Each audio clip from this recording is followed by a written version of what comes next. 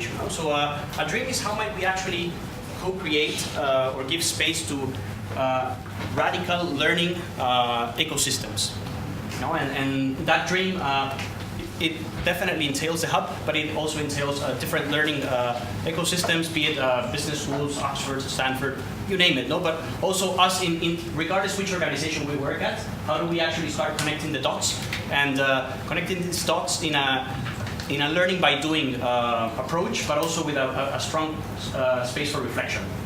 So sharing a little bit of what we've been doing. At the hubs, in a way, we've created an infrastructure, communities, and communities bloody difficult to do, and for some reason we've managed to do that in a very good way. But also then content and processes which enables us to connect in different ways and accelerate our learning of our projects, of our endeavors. And yet we're not grasping as much as we could the value that we're actually delivering, or that we feel that we're delivering as setting labs for experimenting, for failing, for prototyping, and for learning through those, and redesigning the way that we're actually approaching different problems. So what we started thinking was, okay, so what if we start actually mixing these different components and in a way accelerate the way that we learn? And by accelerating, it's how do we learn faster? And one of the things that enables us to learn faster is actually through teams.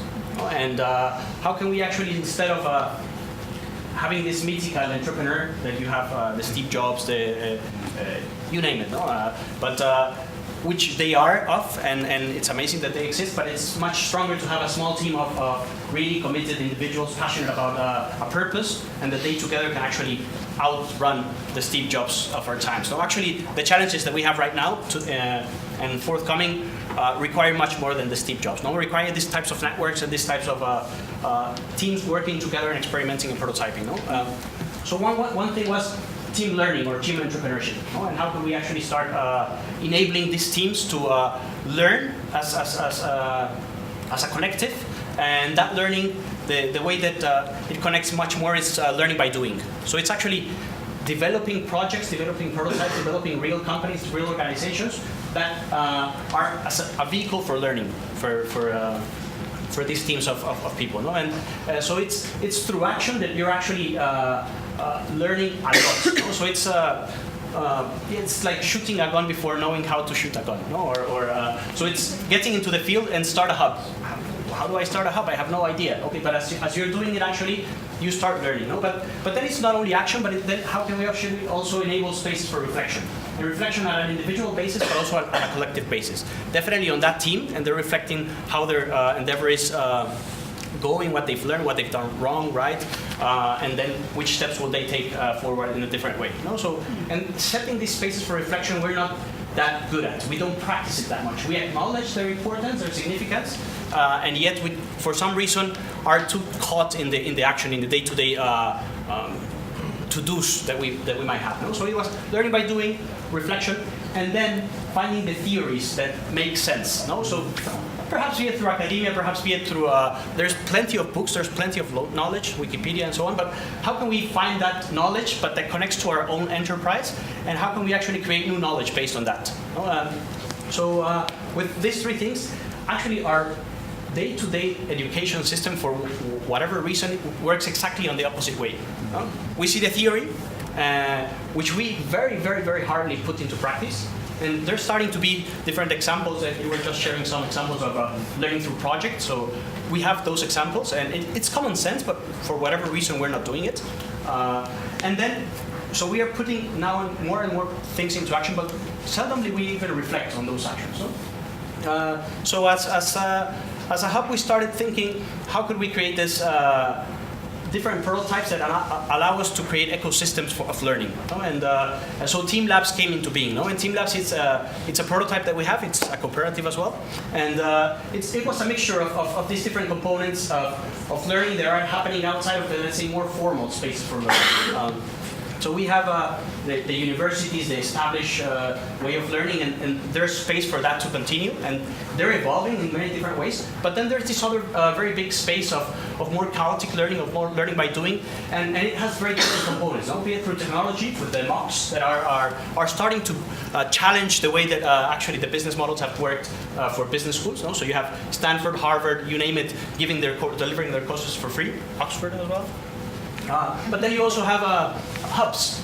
And hubs are fantastic learning ecosystems, no? And how can we actually be more conscious of that, and how can we actually channel that so that we actually can accelerate this learning as well, no? And then you have spaces or even collaborations that are trying to mix what we already have at hubs, no? You can name it iLabs at Harvard or the D School at Stanford. So there's more and more spaces or communities that are trying to be built with perhaps different purposes, but nonetheless there's learning or as a high component, no? So we currently have that in the network, and it's just one more player if we're talking about ecosystems and if we're talking about radical learning and education. So how can we start connecting these dots?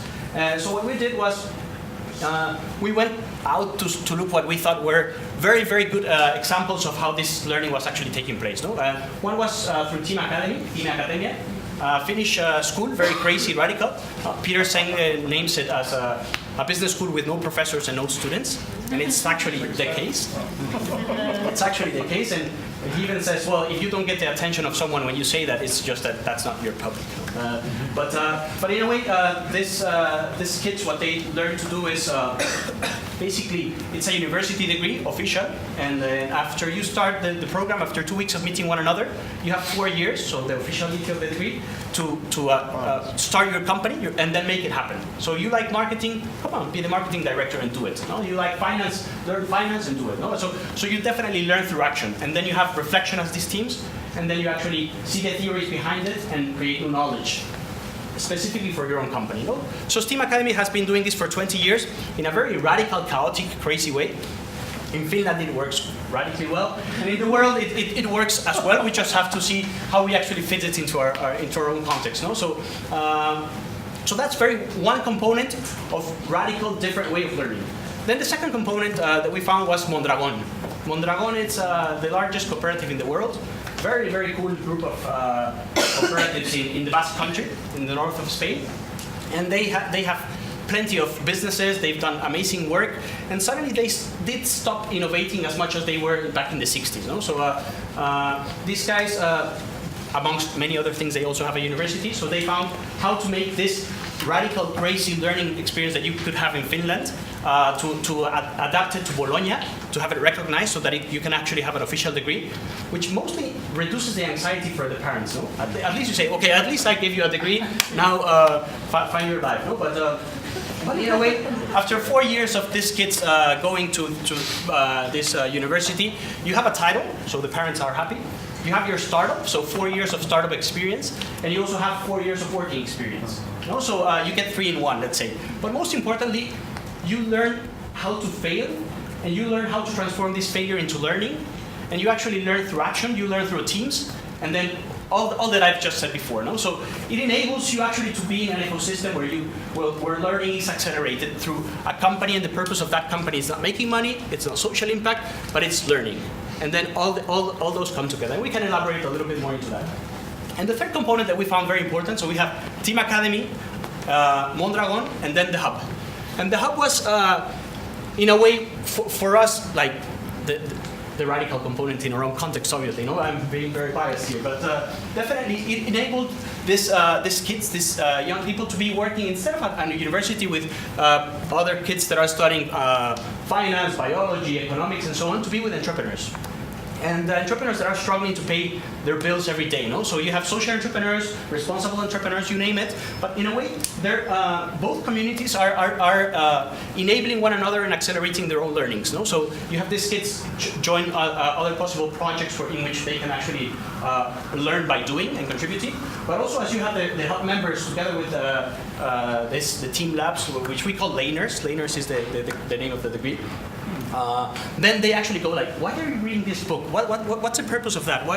And then suddenly, why are you reflecting? What's this training sessions? No? And suddenly you start mixing these different ecosystems, and you create a space for different types of interactions, which definitely accelerate learning through enterprise. No? So you start mixing these two.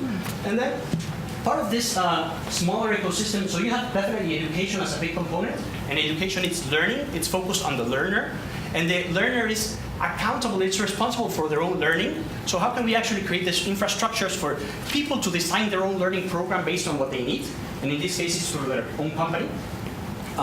Then we have the hub, let's say as another component of that, where you already have entrepreneurs, and I've spoken plenty about the hub, but then this space for acceleration as well. No? So this space where you have the Y Combinators, tech startups, Hub Ventures. Here in Indy has a couple of examples here in Hub Westminster as well, where you have actually companies that are being or that are doing something radically new in a different way. How can we actually help them be accelerated?